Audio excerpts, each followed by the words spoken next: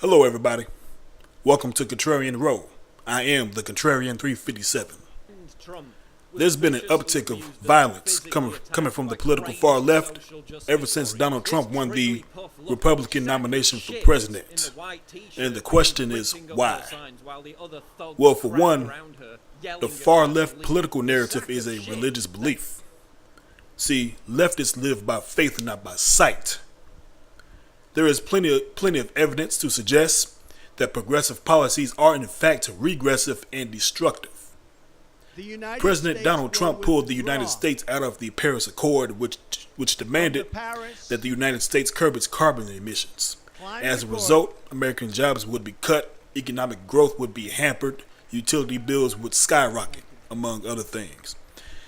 This would put America at an economic disadvantage internationally, as the world's biggest polluter, China, can go on like business as usual and not be held to the same standards. And as a result, China could surpass America as the world's superpower. Worst of all, this Paris Accord would have a negligible effect on climate change. Now, to these leftists who feel inaction would result in absolute catastrophe, the president's actions are blasphemic because climate change is their religion. Leftists are so evil and so immoral that their ends justify the means. So to derail those who say climate change is not catastrophic, the hard left have to attribute motive. Which leads me to reason number 2 as to why the left have become so violent. Well, because their name calling does not work anymore. When democratic policies fail, they are left with only this one tired argument. You're racist, you're racist, you're racist. They keep saying it, you're racist. It's a tired, disgusting argument. Watch my videos dealing with race. Go to the comment section. Now, there'll be a few idiots in the comment section calling me a coon and Uncle Tom, and I need to go kill myself. And my usual response is, you need to go find a new insult, clown. Outright name calling is usually a sign that one doesn't have a coherent counter argument. It is to shut down opposition to be better able to implement policy without obstruction.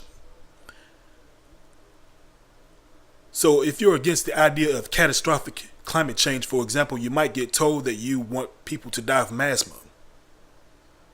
Hell, you might get told that you're a racist. I have no interest in entertaining that right now. It's so absurd. But if you are against affirmative action, for example, you're a racist. If you disagree with the wage gap myth, you're a sexist. If you're for cutting welfare, you hate poor people. I think you get the point. Folks have been called racist and sexist and coons so much that these words have lost their true meanings and expected effects. Therefore, we're not falling for this anymore. I think white people are sick of this the most, since they tend to be the target of these character assassinations. Could you imagine that no matter what you did to prove that you're not racist, like voting for that degenerate Obama, you're told that you uphold white supremacy? Well, the regressive shaming tactics don't work anymore. Now, the left don't have truth or facts or logic on their side. The only thing they've got now is the propensity for violence.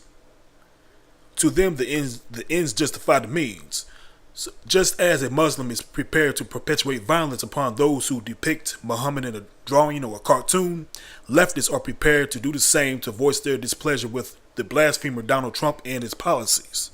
I have thought an awful lot about blowing up the White House.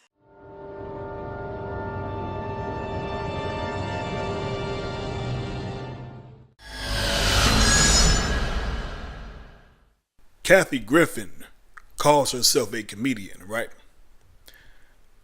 I would like to go inside her head and understand why she thought this was funny. Was this comedy? Was this performance art? Or was it the demonic Hollywood elite telling her it's her turn to plant the seeds of a Donald Trump assassination. Now, as expected, there were those in the alt-left media that either downplayed the situation, as was the case with CNN. I have a hard time bringing myself to care about something like this. I think it just speaks to the need to see themselves as a victim that they have, that they're constantly being persecuted. It's constantly... The Trumps you're talking about. The Trump people are constantly having to point to the elites who are looking down on them. Of course, like, comedians and celebrities say dumb stuff and do dumb stuff, and violence is not appropriate, but I just don't think that that's the source of President Trump's problems. Or try to explain away why Kathy Griffin did what she did, as was the case with one of the sea hags on The View. I think that the mean-spiritedness comes out of the White House, and then the comedians just respond to it, and people are angry, and people feel powerless in this country. Right now, he's about to go against the Paris Accords, which will increase climate change. Ladies and gentlemen, this is another example of so-called oppressed groups not expected to be held accountable for their behavior. You're not supposed to condemn their behavior, but understand their frustrations. And in the case of CNN, just pretend it's a non-issue. Except in the case of a conservative, in a moment of jest, wanting to simulate holding a severed head of Barack Obama, then you're a racist. This is straight out of the leftist playbook to justify the jackass behavior of so-called marginalized groups by, in this case, blaming Donald Trump's policies for her actions, then making the guilty party out to be a victim. Now, Kathy Griffin was in a press conference trying to be a victim, and she failed at it miserably. I'm going to be honest, he broke me. He broke me. And then I was like, no, this isn't right. It's just not right. And I apologized because that was the right thing to do and I meant it. And then I saw the tide turning and I saw what they were doing and I went, oh, okay, they're trying to spin this and they're making it about Barron, and obviously that was never my intent. I would never want to hurt anyone, much less a child, but I started to see what was really happening, and then it was a mob mentality pile-on. There's a bunch of old white guys trying to silence me. Oh, poor baby. She was crying. But did you notice not one tear came out of her eyes? There's a YouTuber who does body language videos. I don't know what her name is at the moment, but she did a video on Kathy Griffin. You know that video where she looked like Casper the Friendly Ghost with no makeup on. And she came to the conclusion, based on her body language, that Kathy Griffin's apology was not sincere in the least. Shocker. I'll put the link to that video in the description box. But if this doesn't display the depravity in which the hard left will go to intimidate and shut down those who disagree with their narrative, then you're a lost cause.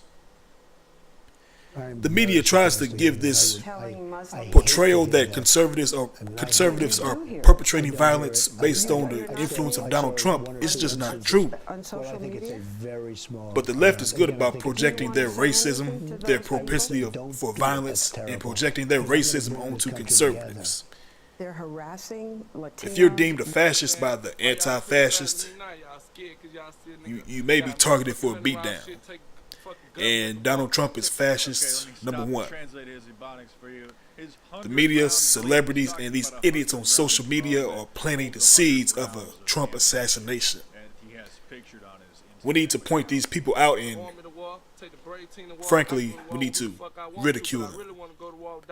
It's not about being on the Trump train, because, to be honest, I jumped off that train some time ago. It's about respecting the office of the presidency. Sorry, Hi. Quoted you as saying that you were happy to deliver a beatdown to Donald Trump and also to Barron, and that you, quote, wanted to go down hard on Donald and go direct for Barron Trump. When is this quote from? This is a quote. Yeah, I've said that in my act. This is the Contrarian 357 signing out from Contrarian Row. Thank you for watching. Tell me what you think in the comment section. Please like and subscribe. And do me a favor, if you really like this video, please share it. Again, thank you for watching. This is the Contrarian 357 signing out. Have a good day.